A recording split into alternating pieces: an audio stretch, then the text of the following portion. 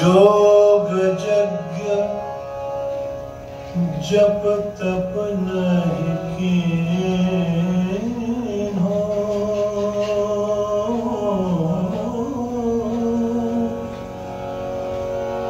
वेद विमल नहीं भाख्यो,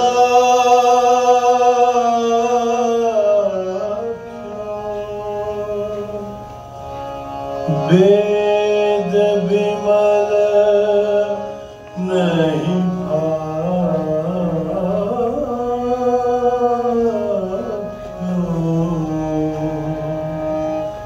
जोग यज्ञ जप तप नहीं कीन्हो,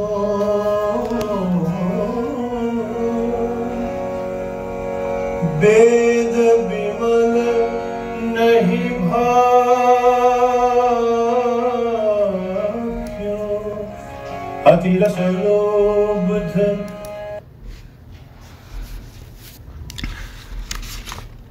গান শুনতে শুনতে পথে ঘুরছিলাম। মনে পড়ছে স্বামীজির কথা। কাল 1898 খ্রিস্টাব্দে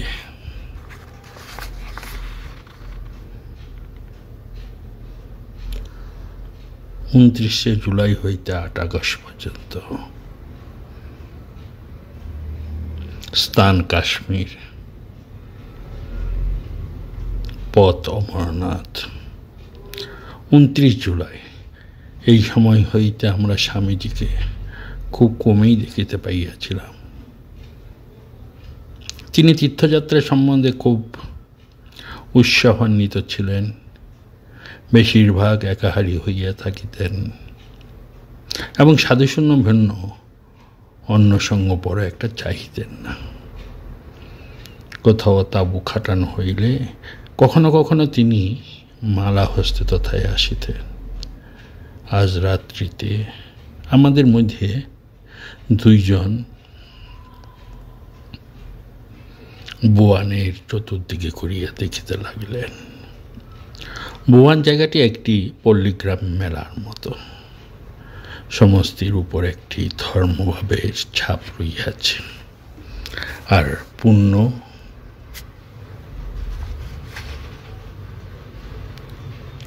কুশগুলি ওই ধর্মভাবের কেন্দ্রস্বরূপ। ইহার পর আমরা ধীরা মাতার সহিত তাবুদ্দারের নিকট গিয়া যে বহু সংখ্যক হিন্দি ভাষী সাধু স্বামীজিকে প্রশ্নের পর প্রশ্ন করিতেছিলেন, তাহাদের কথাবার্তা শুনিতে সমর্থ হয়েছিলাম। বৃহস্পতিবারে আমরা পহেলগামে পৌঁছালাম। উপত্যকাটির নিম্ন প্রান্তে আমাদের ছাউনি পড়িল। দেখিলাম যে আমাদিগকে আদৌ ঢুকিতে দেওয়া হইবে কিনা। তদ্বিষয়ে স্বামীজিকে গুরুতর আপত্তিসমূহ নিরাকরণ করিতে হইতেছে। নাগা সাধুগণ তাহাকে সমর্থ করিতেছিলেন।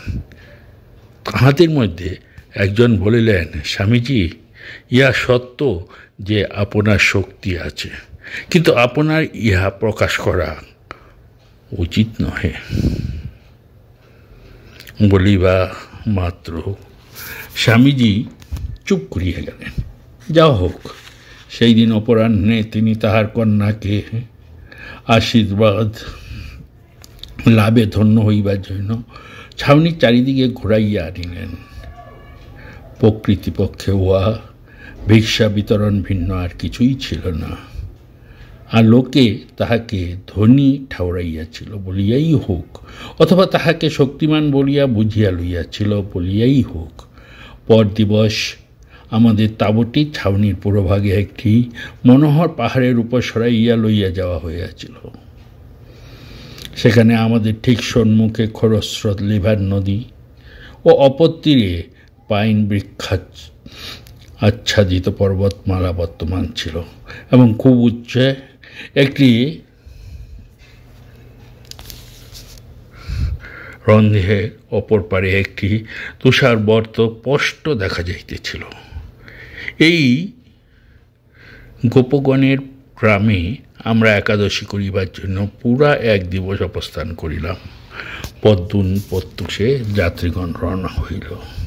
30শে জুলাই প্রাতে 6টার সময় আমরা পাতরাস সমাপ্ত করিয়া যাত্রা করিলাম। কখনো ছাউনিটি স্থানান্তরিত হইতে আরম্ভ করিয়াছিল তাহা আমরা অনুমান করিতে পারিলাম না, কারণ আমরা যখন খুব প্রত্যুষে জলযোগ করি তখনই অতি অল্প সংখ্যক যাত্রী বা তাঁবু অবশিষ্ট ছিল। কল্ল যে স্থানে সহস্র লোক এবং তাহাদের পটনিবাস বিদ্যমান ছিল, সেইখানে গত প্রাণ অগ্নিসমূহের ভস্ম রাশি মাত্র অবশিষ্ট রইয়াছে। পরবর্তী বিশ্রাম স্থান চন্দনবাড়ি যাইবার রাস্তাটি কি সুন্দর। চন্দনবাড়ি একটি গভীর গিরিবত্তের কিনারায় আমরা ছাউনি ফেলিলাম। সমস্ত বৈকালবেলা ধরিয়া বৃষ্টি হইয়াছে এবং স্বামীজি মাত্র 5 মিনিটের কথাবার্তার জন্য আমার সহিত দেখা করিতে আসিয়াছিলেন, কিন্তু আমি ভৃত্যগণের এবং অন্যান্য যাত্রীগণের নিকট হইতে অনেক ছোটোখাটো বিষয়ে যে অশেষ সদয় ব্যবহার পাইয়াছিলাম তাহা বড়ই মর্মর বেশি। 2 পশলা বৃষ্টির মধ্যে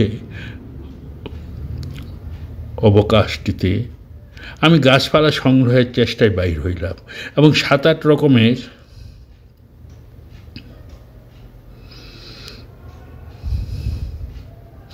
মিস্টেরিয়াস দেখিতে পাইলাম। তাহাদের মধ্যে 2টি আমার নিকট নূতন। তৎপর আমি আমার ফার গাছটির ছায়ায় ভিড়িয়া যাইলাম। উহা হইতে তখনও বাড়িকণা টপ টপ করিয়া পড়িতেছে। দ্বিতীয় চটির রাস্তাটি অন্য সব চটির রাস্তা অপেক্ষা কঠিন ছিল। মনে হইতেছিল বুঝি উহা অফুরন্ত। চন্দনবাড়ির সন্নিকটে স্বামীজি জেদ করিলে যে ইহাই আমার প্রথম তুষারবর্ত বলিয়া আমাকে উহা খালি পায়ে অতিক্রম করিতে হইবে। জ্ঞাতব্য প্রত্যেকটি খুঁটিনাটির উল্লেখ করিতে তিনি বলিলেন না। ইহার পরেই বহু সহস্র ফিট ব্যাপী এক বিকট চড়াই আমাদের ভাগ্যে পড়িল। তাহার পর এক সরু পথ, পাহাড়ের পর পাহাড় ঘুরিয়া বাঁকিয়া চলিয়াছে। সেই দীর্ঘপথ ধরিয়া চলিলাম এবং সর্বশেষে আরেকটি খাড়া চড়াই। হর হর মহাদেব। প্রথম পর্বতটির উপরিভাগের জমিটিকে এক জাতীয় ক্ষুদ্র ক্ষুদ্র ঘাস ঠিক যেন গালিচা দিয়া মুড়িয়া রাখিয়াছে।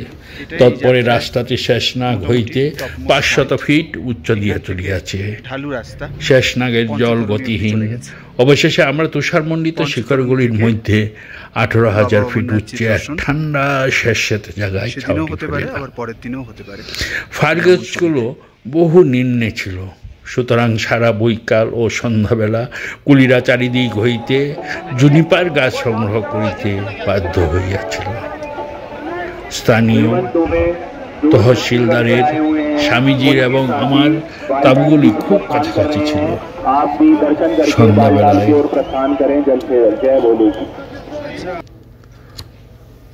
हर हर महादेव সম্মুখ ভাগে এক বৃহত্তর অগ্নি প্রজ্বালিত হইল, কিন্তু উহা ভালো জ্বলিল না। আবার তুষারবর্তিত বহু ফিট নিম্নে বিদ্যমান ছিল। আমাদের ছাউনি পরিবার পর আমি আর স্বামীজিকে দেখিলাম। 5টি তরুণী সম্মিলনস্থল পঞ্চতরণী যাইবার রাস্তাটা এতটা দীর্ঘ ছিল না। অধিকন্তু ইয়া শেষনাগ অপেক্ষা নিচু ছিল এবং এখানকার ঠান্ডা ও বেশ সূক্ষ্ম ও প্রীতিপ্রদ ছিল। ছাউনির সম্মুখে এক কঙ্করময় সূক্ষ্ম নদীগর্ভ, উহার মধ্য দিয়া 5টি তটনী চলিয়াছে। ইহাদের সবগুলিতেই একটির পর একটি অপরটিতে ভিজা কাপড়ে হাঁটিয়া গিয়া যাত্রীগণের স্নান করার বিধি সম্পূর্ণরূপে লোকের নজরে রইয়া স্বামীজি কিন্তু এ বিষয়ক আইনটি অক্ষরে অক্ষরে পালন করিয়াছিলেন। আহা, কি সুন্দর সুন্দর ফুল! পূর্ব রজনীতে বড় বড় নীল ও সাদা এনমন ফুল আমার তাঁবুতে বিছানার নিচে জন্মিয়াছে এবং এখানে অপরাহ্নে নিকট হইতে তুষারবর্ত দেখিবার জন্য বেড়াইতে বেড়াইতে দূরে চলিয়া গিয়া আমি জেন্টিয়ান শেডুম, সেক্সি ফ্রেস এবং ক্ষুদ্র শ্বেতবর্ণ সোলম পত্র বিশিষ্ট এক নূতন রকমের ফরগেট মি নট ফুল দেখিলাম। ঘনসন্নিবিষ্ট পাতাগুলো রাশিকৃত মকমলের মতো দেখাইতেছিল। এমনকি জুনিপারও এই স্থানে অতি বিরল ছিল। এই সকল উচ্চ অংশে আমরা প্রায়ই দেখিতাম যে আমরা তুষার সিংহরাজির মহান পরিসমূহের মধ্যে রহিয়াছি। এই নির্বাক বিপুলায়তন পর্বতগুলি হিন্দু মনে ভস্মানুলিপ্ত ভগবান শঙ্করের ভাব উদ্রেক করিয়া দিয়াছে। 2রা আগস্ট মঙ্গলবারে অমরনাথের সেই মহোৎসব দিনে প্রথম যাত্রী। নিশ্চয়ই রাতে 2টার সময় ছাউনি হইতে যাত্রা করিয়া থাকিবে। আমরা পূর্ণিমার জ্যোৎস্নালোকে যাত্রা করিলাম।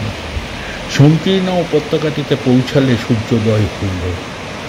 রাস্তার এই অংশটিতে যাতায়াত যে খুব নিরাপদ ছিল তা নয়, কিন্তু যখন আমরা ডান্ডি ছাড়িয়া চড়াই করিতে আরম্ভ করিলাম তখন এই প্রকৃত নিরাপদে সূত্রপাত হইল। অজা মতির গতিবিধি পথের মতো একটি পথডান্ডি প্রায় খাড়া পাহাড়ের গা দিয়া উঠিয়া অপর পার্শ্বে উত্তরের অংশে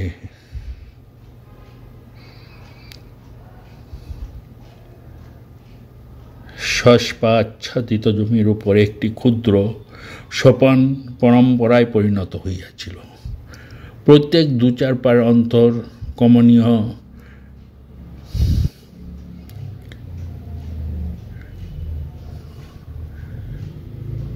কলাম্বাইন, মাইকেল মাস ডেজিড এবং বন্য গোলাপ ফুটিয়া রহিয়াছিল। ভয় হইতেছিল পাছে লোক উহাদিগকে সংগ্রহ করিবার লোভে হাত পা ভাঙ্গে বা প্রাণ খোয়াইয়া বসে। পরে কোনো মতে ওপারের উতারটির তলদেশে পৌঁছাইয়া আমাদিগকে অমরনাথের গুহা পর্যন্ত ক্রোশের পর ক্রোশ তুষারবর্তের উপর দিয়া বহু কষ্টে যাইতে হইয়াছিল। আমাদের গন্তব্যস্থানের মাইলখানেক আগে বরফ শেষ হইল এবং উহা হইতে যে জলধারা প্রবাহিত হইয়াছিল তাহাতে যাত্রীগণের স্নান করিতে হইয়াছিল। এমনকি যখন আমরা প্রায় পৌঁছাইয়া গিয়াছি বলিয়াই বোধ হইতেছিল, তখনও পর্যন্ত আমাদের পাথরের উপর দিয়েও আরেকটি বেশ কঠিন চড়াই করিতে বাকি ছিল। স্বামীজি ক্লান্ত হইয়া ইতিমধ্যে পিছনে পড়িয়াছিলেন, কিন্তু আমি তিনি যে পীড়িত হইতে পারেন তাহা মনে থাকায় কঙ্কর স্তূপগুলোর অধোভাগে তাহার আগমন প্রতীক্ষায় বসিয়া রইলাম। অনেক বিলম্বে তিনি আসিয়া পৌঁছালেন এবং স্নান করিতে যাইতেছি মাত্র এই কথা বলিয়া আমাকে অগ্রসর হইতে বলিলেন। অর্ধ ঘণ্টা পর তিনি গুহার মধ্যে প্রবেশ করিবেন। সম্মতিবদনে তিনি প্রথমে অর্ধবৃত্তটির এক প্রান্তে পরে অপর প্রান্তিতে ভূমিষ্ঠ হইয়া প্রণাম করিলেন। স্থানটি বিশাল ছিল, এত বড় যে তথায় একটা গির্জা ধরিতে পারে, এবং সুবৃহৎ তুষারময় শিবলিঙ্গটি পগারদ ছায়ায় এক গহ্বরে অবস্থিত থাকায় যেন নিঃসিংহাসনেই অধীর বলিয়া মনে হইতেছিল। কয়েক মিনিট কাটিয়া যাইবার পর তিনি গুহা ত্যাগ করিবার উদ্যোগ করিলেন। তাহার চক্ষে যেন স্বর্গের দ্বারসমূহ উদ্ঘাটিত হইয়াছে। তিনি সদাশিবের শ্রী পাদপদ্ম স্পর্শ করিয়াছেন। তিনি পরে বলিয়াছেন যে পাছে তিনি মূর্ছিত হইয়া পড়েন, এর জন্য নিজেকে শক্ত করিয়া ধরিয়া রাখিতে হইয়াছিল। কিন্তু তাহার দৈনিক ক্লান্তি এত অধিক হইয়াছিল যে জনৈক ডাক্তার পরে বলিয়াছিলেন তাহার হৃৎপিণ্ডের গতিরোধ হইবার সম্ভাবনা ছিল। কিন্তু তৎপরিবর্তে উহা চিরদিনের মতো বধিতায়তন হইয়া গিয়াছিল। তাহার গুরুদেবের সেই কথাগুলো কি অদ্ভুতভাবে পূর্ণপ্রায় হইয়াছিল। ও যখন নিজেকে জানতে পারবে তখন আর এ শরীর রাখবে না। আধা ঘণ্টা পরে নদীর ধারে একখানি পাথরের উপর বসিয়া সে সহৃদয় নাগা সন্ন্যাসী এবং আমার সহিত যোগাযোগ করিতে করিতে স্বামীজি বলিলেন, আমি কি আনন্দই উপভোগ করিয়াছি। আমার মনে হইতেছিল যে তুষারলিঙ্গটি সাক্ষাৎ শিব, আর তথায় কোনো বিত্তপহারী ব্রাহ্মণ ছিল না, কোনো ব্যবসায়ী ছিল না, কোনো কিছু খারাপ ছিল না। সেখানে কেবল নিরবচ্ছিন্ন পূজার ভাবেই ছিল। আর কোনো তীর্থক্ষেত্রেই আমি অত আনন্দ উপভোগ করি নাই। পরে তিনি প্রায়ই আমাদিগকে তাহা সেই চিত্তবিভ্বলকারী দর্শনের কথা বলিতেন। উহা যেন তাহার একবারে স্বীয় ঘূর্ণাবদ্ধের মধ্যে টানিয়া লইবে বলিয়া বোধ হইয়াছিল। তিনি শ্বেত তুষারলিঙ্গটির কবিত্বের বর্ণনা করিতেন এবং তিনি ইঙ্গিত করিলেন একদল মেষপালকই উক্ত স্থানটির প্রথম আবিষ্কার করিয়াছে। তাহারা কোনো এক নিধাক দিবসে নিজ নিজ মেষ মুখের সন্ধানে গিয়া পড়িয়াছিল, আর এই গুহার মধ্যে প্রবেশ করিয়া দেখিয়াছিল যে তাহারা অদ্রব তুষাররূপী সাক্ষাৎ শ্রী ভগবানের সান্নিধ্যে আসিয়া পড়িয়াছে। তিনি সর্বদা ইহ বলিতেন, সেখানেই অমরনাথ আমাকে ইচ্ছা মৃত্যুবোধ দিয়াছেন। আর আমাকে তিনি বলিলেন, তুমি এক্ষণে বুঝিতেছ না, কিন্তু তোমার তীর্থযাত্রাটি সম্পন্ন হইয়াছে এবং ইহার ফলিতেই হইবে, কারণ থাকিলেই কার্য হইবে নিশ্চিত। তুমি পরে আরও ভালো করিয়া বুঝিতে পারিবে, ফল অবশ্যম্ভাবে। পরদিন প্রাতঃকালে আমরা যে রাস্তা দিয়ে পহেলগামে প্রত্যাবর্তন করলাম, ওয়া কি সুন্দর রাস্তা। সেই রজনীতে তাঁবুতে ফিরিয়া আমি তাঁবু উঠাইলাম। অনেক পরে পুরা এক চটি ভরায় রাস্তায় চলিয়া একটা তুষারময় গিরিসংকটে রাত্রির জন্য ছাউনি ফেলিলাম। এইখানে আমরা একজন কুলিকে কয়েক আনা পয়সা দিয়া একখানি চিঠি লইয়া আগে পাঠাইয়া দিয়াছিলাম, কিন্তু পরদিন মধ্যাহ্নে পৌঁছাইয়া দেখিলাম যে ইহার কোনো প্রয়োজনই ছিল না, কারণ সমস্ত প্রাতঃকাল ধরিয়া যাত্রীগণ দলে দলে আমাদের তাঁবুর নিকট গিয়া যাইবা সমস্ত নিতান্ত বন্ধুভাবে এবং অপর সকলকে আমাদের সংবাদ দিবার জন্য এবং আমরা যে খুব শীঘ্রই আসিতেছি এই কথা জানাইবার জন্য আমাদের তত্ত্ব লইয়া যাইতেছিল। প্রাতঃকালে সূর্যোদয়ের বহু পূর্বেই আমরা গাত্রোত্থান করিয়া পথ চলিতে আরম্ভ করিলাম। সন্মুখে সূর্য উদিত হইতেছে এবং পশ্চাতে চন্দ্র অস্ত যাইতেছেন। এমন সময় আমরা হতিয়ার তলাও লেক অফ ডেথ নামক হ্রদের উপরিভাগের রাস্তা দিয়ে চলিতে লাগলাম। এই সেই হ্রদ যাহাতে 1 বৎসর প্রায় 40 জন যাত্রী তাহাদের এই স্তোত্র পাঠের কম্পনে স্থানচ্যুত একটি তুষার প্রবাহ কর্তৃক সর্বাগ্নে নিক্ষিপ্ত হইয়া নিধান প্রাপ্ত হইয়াছিল। একটি ক্ষুদ্র পথ ডান্ডি খাড়া পাহাড়ের গা দিয়া নিচে নামিয়াছে। অতঃপর আমরা তথায় উপস্থিত হইলাম এবং ওই পথে চলিয়া দূরত্ব যথেষ্ট কমাইতে সমর্থ হইয়াছিলাম। ইহা এক প্রকার হামাগুড়ি দিয়া যাওয়ারই কাছাকাছি ছিল এবং সকলকেই উহা পায়ে হাঁটিয়া অতিক্রম করিতে হইয়াছিল। উহার তলদেশে গ্রামবাসীগণ প্রাতে জলযোগের মতন একটা কিছু প্রস্তুত রাখিয়াছিল।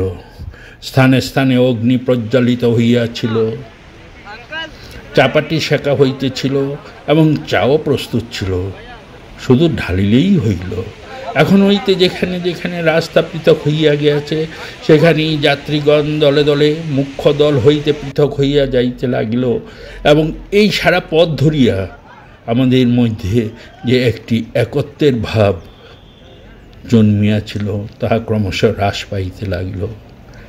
সেই দিন সন্ধ্যার সময় পহলগামের উপরিভাগে আমরা এক গোল পাহাড়ের উপর পাইনঘাটের এক বৃহৎ অগ্নি প্রজ্বালিত করিয়া এবং শতরঞ্জি বিছাইয়া গল্প করিতে লাগিলাম। আমাদের বন্ধু সেই নাগা সন্ন্যাসীটি আমাদের সহিত যোগ দিলেন এবং যথেষ্ট কৌতুক পরিহাসাদি চলিতে লাগিল।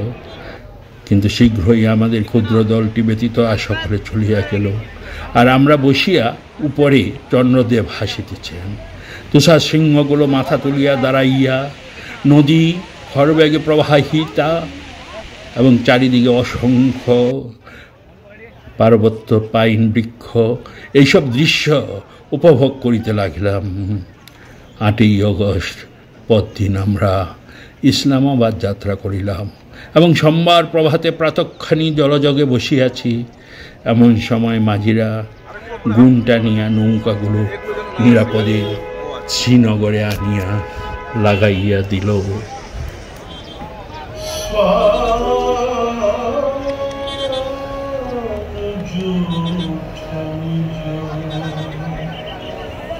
अनत नहीं चितरा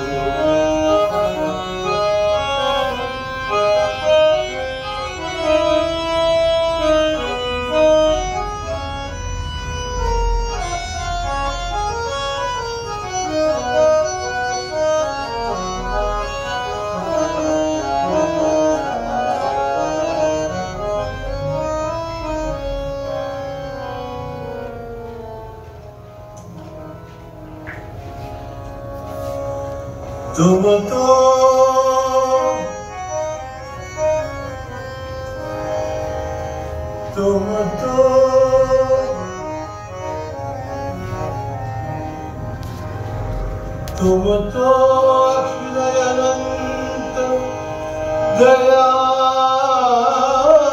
निधि अविनाशी सुख राशि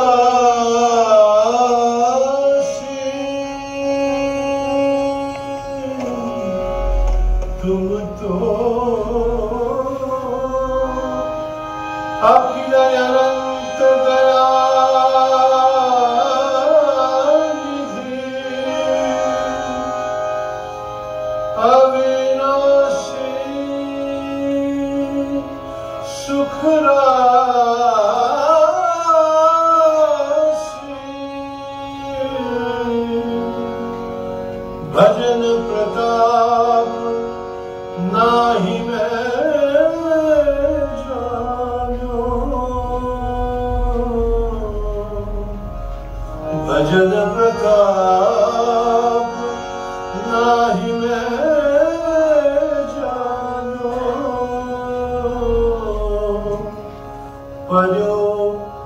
मोह की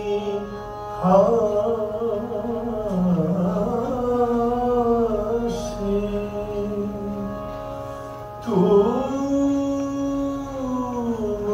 सर्वज्ञ सवै विधि समर्थ तू सर्वज्ञ सवै विधि समर्थ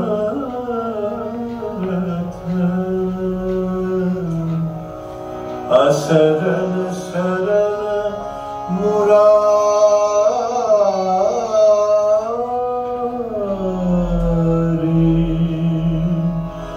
मोह समुद्र सूर बूढ़त है लीजिए भुजा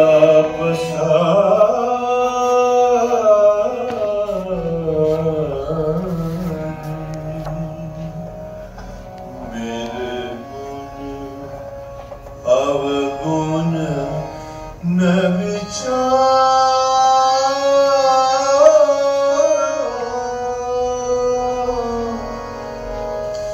प्रभु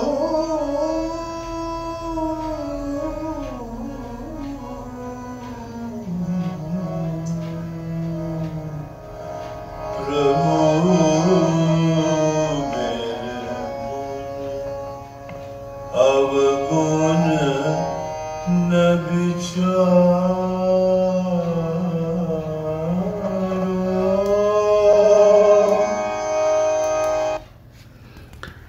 আমরা এতক্ষণ গানের মধ্যে দিয়ে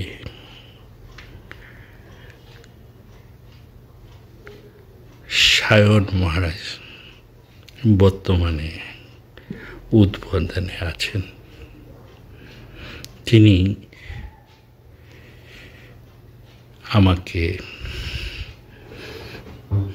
এই ফটোগুলো পাঠিয়েছেন অমরনাথের।